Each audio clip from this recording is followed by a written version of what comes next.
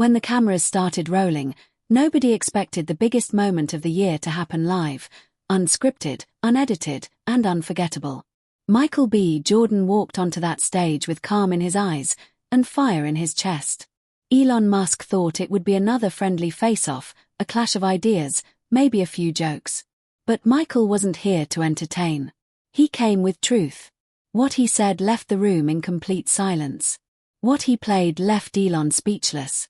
The question is, did Michael just save us all, or did he cross a line no one can come back from? The announcement hit social media like a lightning bolt. Michael B. Jordan and Elon Musk were going head-to-head in a live, unfiltered, hour-long debate. The network called it Truth on Air, branding it as a bold experiment in honesty between icons from different worlds.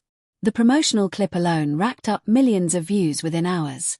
Two faces appeared side by side, Michael with his sharp gaze and calm strength, and Elon with his signature half-smirk, cool and unreadable.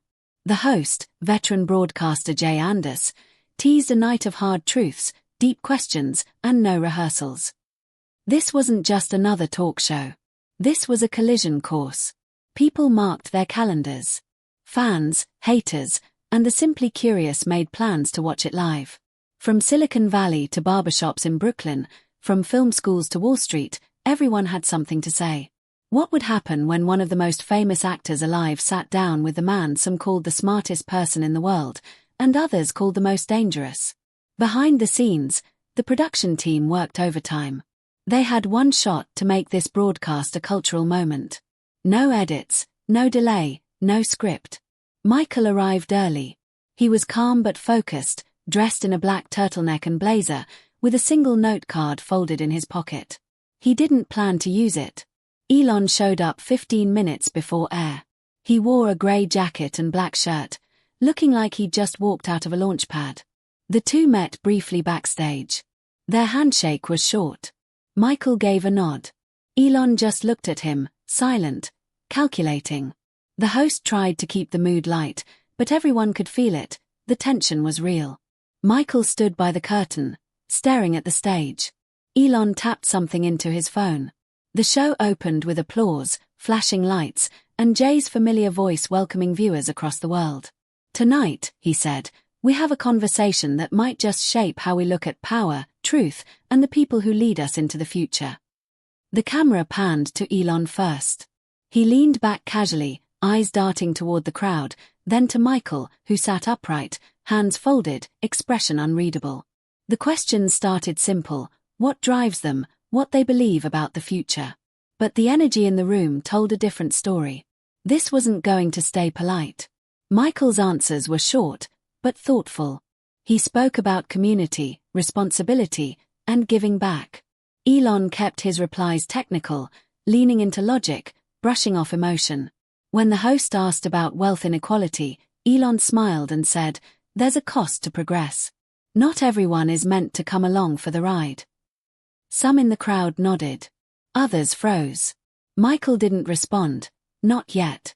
Online, the comment sections exploded. Clips of that one line were already being clipped, shared, dissected. Memes formed before the first break. Hashtags began trending. But inside the studio, there was a strange silence. It was the kind of silence that comes before a storm, when something big is about to happen and everyone knows it but no one says it out loud. The cameras kept rolling. Jay leaned in, sensing the shift. "Michael," he asked, "what do you say to people who think Elon's right? That emotions are a distraction. That the future belongs to the bold, not the broken." Michael didn't answer right away.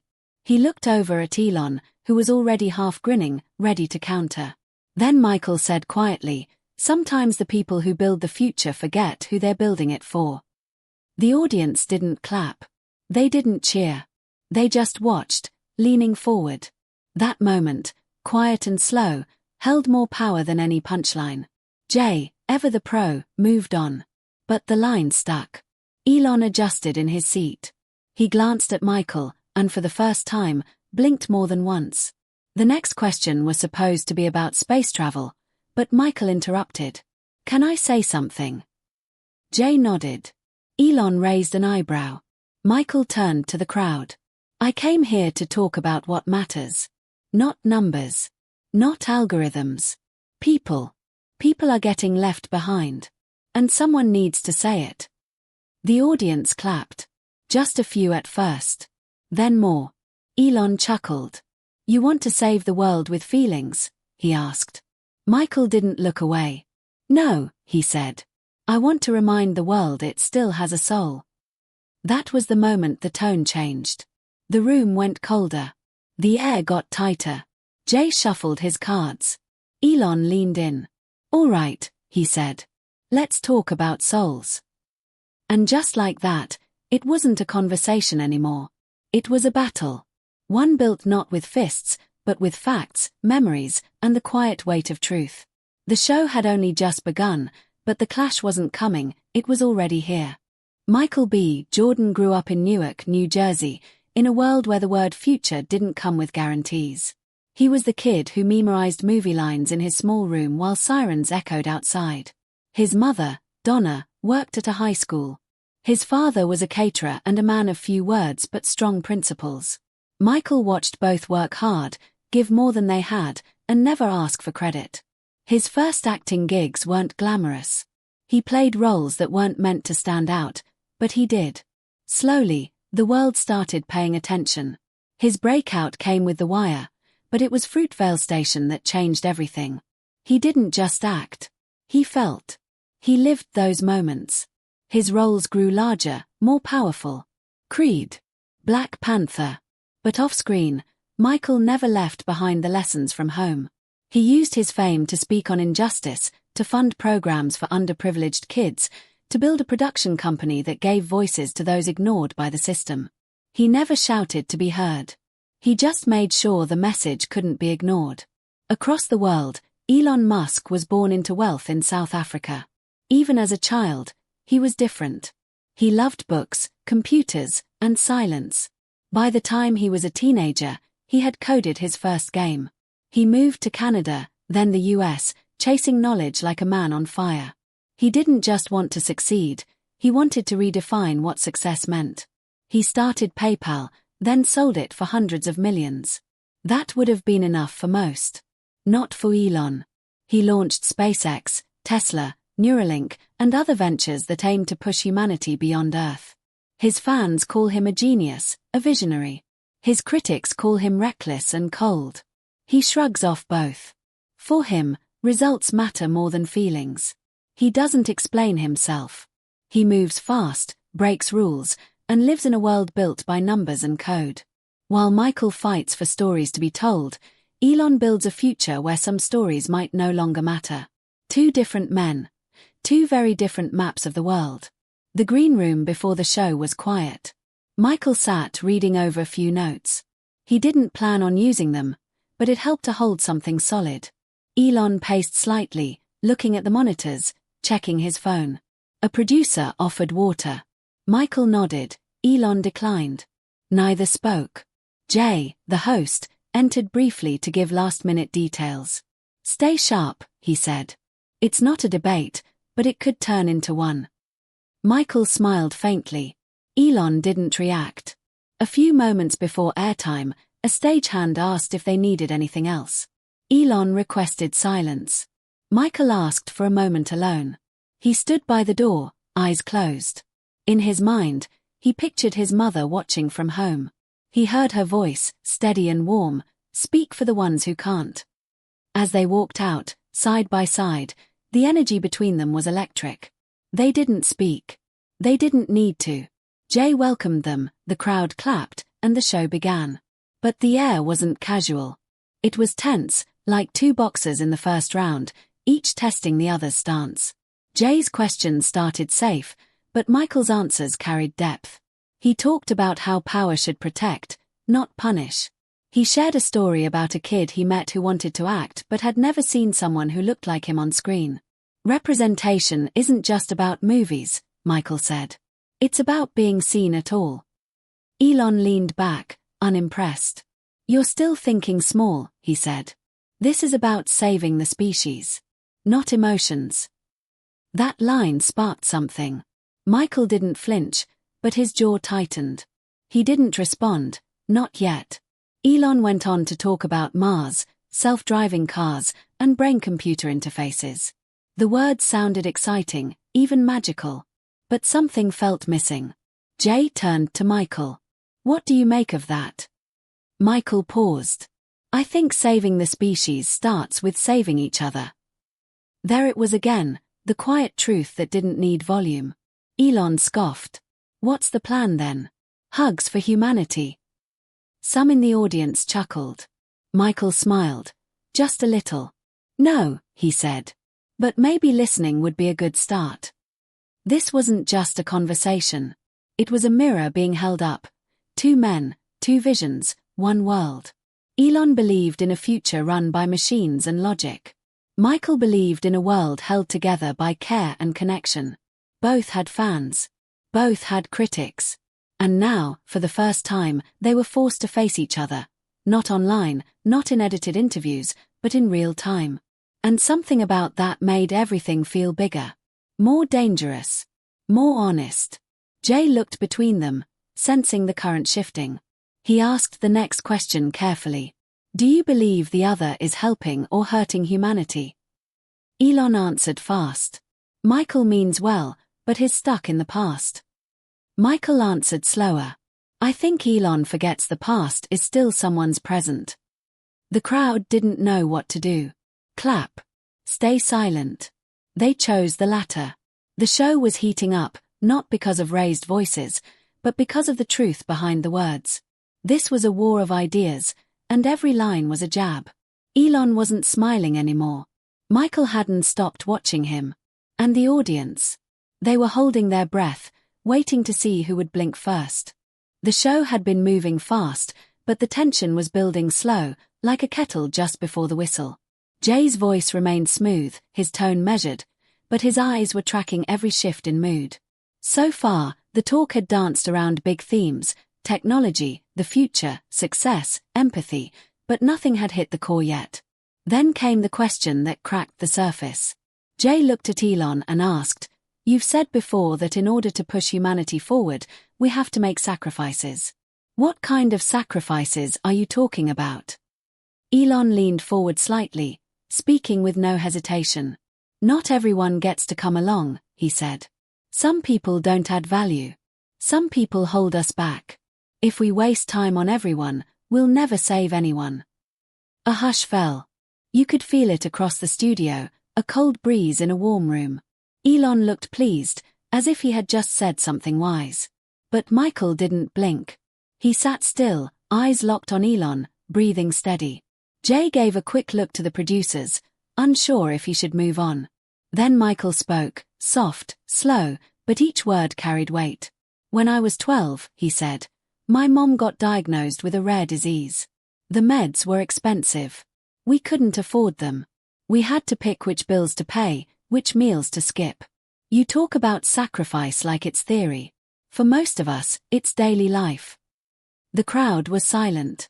Jay looked nervous. Elon shrugged. And yet here you are, he said.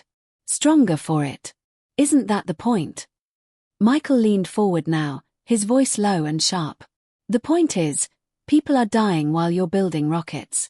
The point is, you're deciding who matters and who doesn't, like it's your call to make. Elon smiled slightly. That's just math, he said. Efficiency. Michael didn't look away. It's cruelty, he replied. With good branding. That was it. The moment. The punch you never see coming until it lands.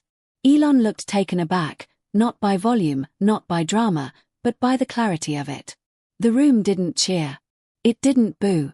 It just held still, as if everyone forgot how to breathe at once. Jay, clearly shaken, tried to move the conversation forward. Let's talk about AI, he offered, flipping his cue card. But the air had already changed. Michael spoke again, cutting through. You want to talk about artificial intelligence while ignoring real human suffering. That's what scares me. Elon crossed his arms. Suffering is part of evolution, he said. You can't save everyone. Michael shook his head, more disappointed than angry. You keep saying that like it's deep, he said. But it's just an excuse to do nothing. In that moment, the two men weren't just talking. They were drawing lines. Michael was speaking for the ones who never get a seat at the table. Elon was defending the table itself, no matter who it left behind.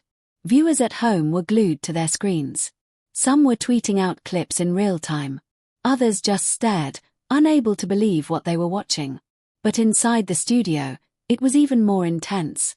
The producers whispered in headsets. The cameras kept rolling. And Elon, who usually held control in any room, suddenly looked unsure of his next move. Michael sat back now, but his presence grew larger. He wasn't performing. He wasn't playing to the crowd. He was speaking from the kind of truth that doesn't need applause. Jay asked Elon, "Do you think money gives you the right to decide who gets left behind?" Elon tilted his head, pausing for the first time that night. "It gives me the tools to make change," he said. "That's more than most." Michael smiled, but it wasn't a happy smile. "Then maybe you should try building something that doesn't cost people their dignity." There was a long pause. Jay said nothing. Elon said nothing. The audience stayed still. This wasn't a scripted show anymore. This was a moment that no producer could have written. It was a quiet war, fought with lived experience against calculated logic. And Michael wasn't backing down. Elon tried one more time to pivot. "I'm just doing what needs to be done," he said. "And if people don't like it, they can do better." Michael looked at him, calm and clear. "Maybe they would, if they didn't have to climb over the walls you built." The moment didn't need music. It didn't need graphics. It just needed silence. And it got it. For a full 5 seconds, the studio didn't move. Then a single clap started, somewhere in the back. Not loud. Not staged. Just honest. Others followed. But Michael didn't move. He didn't smile. He just stared straight ahead, knowing this was only the beginning. And Elon. He was no longer smiling. For the first time in a long time, he looked like someone who had heard a truth he couldn't program away. The studio lights stayed the same, but something in the room had changed. The moment Michael hit back with that single word, cruelty, a line had been crossed. The kind of line you don't come back from. Elon didn't interrupt again. He sat straighter, eyes narrower, as if calculating his next 10 moves at once. Jay looked like he was trying to remember his training, how to keep a show on track when it's already jumped the rails. But Michael didn't wait for permission anymore. He leaned forward and asked Elon directly, "Do you really believe you're the best thing to happen to the world? Or just the richest man in the room?" The question wasn't on the cue cards. It wasn't in the script. Jay glanced off camera, unsure if he should cut to commercial. Elon cleared his throat, but before he could speak, Michael kept going. "You talk about helping the planet," Michael said, "but your factories pollute. You talk about free speech, but you silence workers. You talk about saving lives, but dodge taxes meant to fund schools and hospitals. I'm tired of watching you pretend the rules don't apply just because you can afford to ignore them." The air turned sharp. The audience didn't move. Elon's jaw clenched, but he didn't respond. Jay tried to redirect. "Michael, let's keep this about ideas, not individuals," he said gently. But Michael didn't back off. "These ideas are people," he said. "They're mothers who work 2 jobs while billionaires build bunkers. They're kids in schools without heat while you plan vacations on Mars." Then came the moment that caught even the producers off guard. Michael pulled a folded paper from his pocket, one he hadn't planned to use. "You said you give away more than anyone else," he said, unfolding it slowly. "But here's the truth." He read off the numbers. Donations promised versus donations delivered. Worker lawsuits. Safety violations. The list wasn't long, but every line hit like a hammer. Elon rolled his eyes, tried to laugh it off. "You came with a spreadsheet," he said. "That's cute." Michael didn't laugh. "No," he replied. "I came with facts. You brought ego." The audience gasped. A few clapped before stopping, unsure if it was safe to react. Elon leaned into his mic. "You think you're better than me because you act in movies," he said. "You're just another millionaire pretending to be a hero." Michael shook his head. I don't pretend. I show up. I build schools. I talk to kids who've lost hope. And I don't call myself a genius for doing the bare minimum. The silence returned. Heavier this time. Jay looked down at his notes, then tossed them aside. The show was no longer his. It belonged to the moment now. Elon tried again. You're emotional, he said. This isn't about feelings. This is about facts. Michael didn't miss a beat. You keep hiding behind facts, Elon, he said. But the truth is, you just don't feel enough. That's why you build machines instead of fixing people. Elon laughed, but it sounded thin. Feelings won't get us to Mars, he replied. Maybe not, Michael said, but they might keep us alive down here. Jay's voice cracked slightly as he tried to steer the next question. But Michael stood up. He didn't leave, he just stood. The energy shifted again. Elon stayed seated. Michael looked down at him. People trust you, he said. And you treat that trust like a tool. But real leaders carry the weight. They don't step on others to rise. They lift them with them. Elon opened his mouth, but no sound came out. For once, he didn't have a comeback. The room fell quiet again, like a storm pulling in air before it hits. Behind the scenes, the crew was scrambling. Viewership numbers were exploding. Millions were watching live. Clips were already flooding the internet. But the cameras never cut away. The host didn't say a word. And Elon didn't fight back. Not yet. Michael turned to the crowd, not to show off, but to connect. This isn't about me, he said. This is about all of us. Because when we let the richest men decide what matters, we stop mattering at all. No applause. No sound. Just a long pause. Elon looked down at the table. Jay finally cleared his throat. Let's take a short break, he said, his voice almost shaking. The screen faded to black. But the damage had been done. Elon's mask had slipped. And Michael? He had stopped being a guest. He had become a force. The commercial break wasn't long, but it felt endless. On camera, the screen had faded to black, but in the studio, no one moved. Elon stared down at the desk, lips tight, fingers tapping lightly on the edge of his chair. Michael stood with his hands at his sides, breathing steady, not saying a word.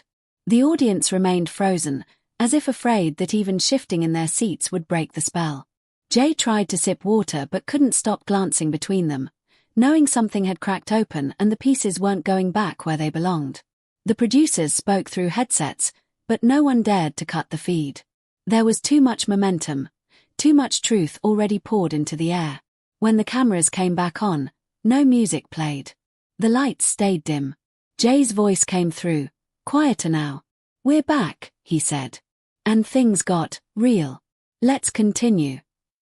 Michael didn't sit down. He reached into his blazer pocket and pulled out a small flash drive. It was black, almost invisible against his hand. He held it up, no drama, no flourish. Just quiet weight. This, he said, is something Elon said before the show. Not during rehearsal. Not as a joke. Something he didn't think anyone would ever hear. The studio buzzed with tension. Elon looked up sharply. What is that? He asked, voice firm. Michael didn't answer him. He looked at Jay.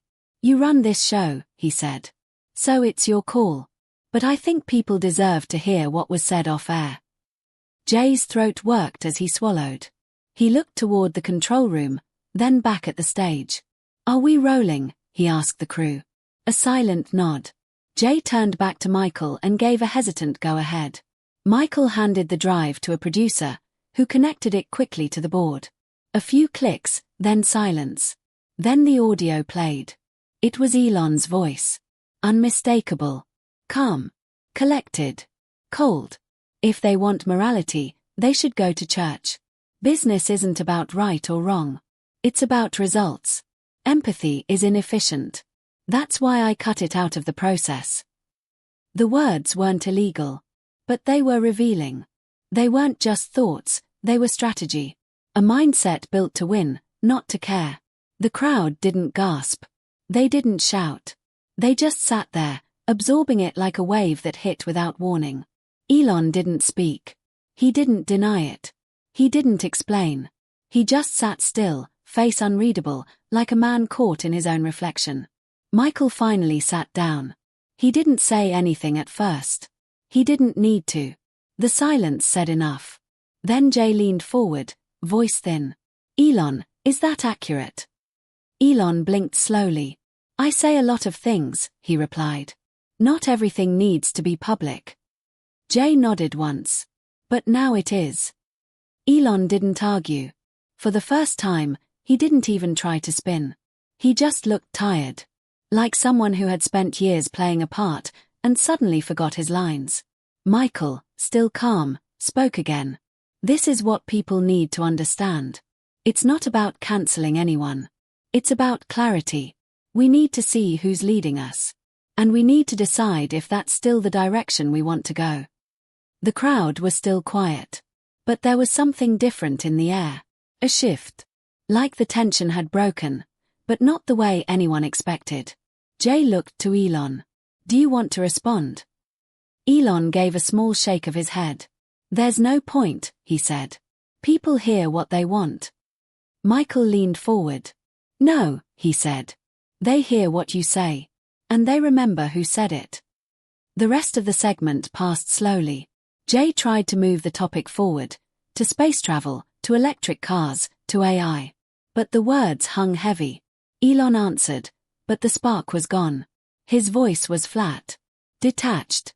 He wasn't defeated, but he was off balance. Michael, on the other hand, didn't press the advantage. He didn't mock. He didn't gloat. He simply sat there, firm and focused, like a man who had said what needed saying and didn't need to say it again. By the time the show neared its end, you could feel that something larger than just a conversation had happened. Elon had exposed his philosophy not through debate, but by being overheard. Michael had revealed it not with anger, but with proof. The audience still hadn't fully reacted, unsure whether to clap, cry, or just think. The silence that followed was a rare kind of silence, the kind that forces reflection. The flash drive was removed. The cameras panned wide. Jay closed the segment with the usual thanks, but his voice lacked its usual polish. The applause sign blinked above the audience. Nobody moved. Not yet. They had witnessed something that couldn't be unseen. A truth laid bare without fire or fury. Just facts and the man brave enough to say them out loud. The cameras finally shut off. The show was over, but the silence remained. Elon didn't move. He sat still, eyes unfocused, staring at the space just beyond the edge of the table, as if trying to rewrite the last hour in his head. Jay set down his note cards with slow, careful hands, like even they had become too heavy to hold. The audience, unsure of what to do, slowly began to stir. A few people clapped, not with excitement, but with respect. A different kind of applause. Not for entertainment, but for truth. Michael didn't look for it. He didn't smile.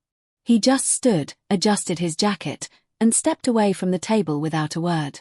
He paused at the edge of the stage, looked out over the crowd, then turned to the camera one last time. "This wasn't about winning," he said quietly. "It was about seeing clearly. And now that we've seen, we decide what kind of world we want to build." Then he walked off stage. No music. No celebration. Just the sound of his footsteps and a room that finally started breathing again. Elon stayed behind. For several minutes, he didn't move. Jay finally reached over and touched his arm, unsure if it was okay to speak. Elon blinked. "I underestimated him," he said, more to himself than anyone else. Jay gave a small nod, then stood and left, giving him the space. The crew whispered to one another.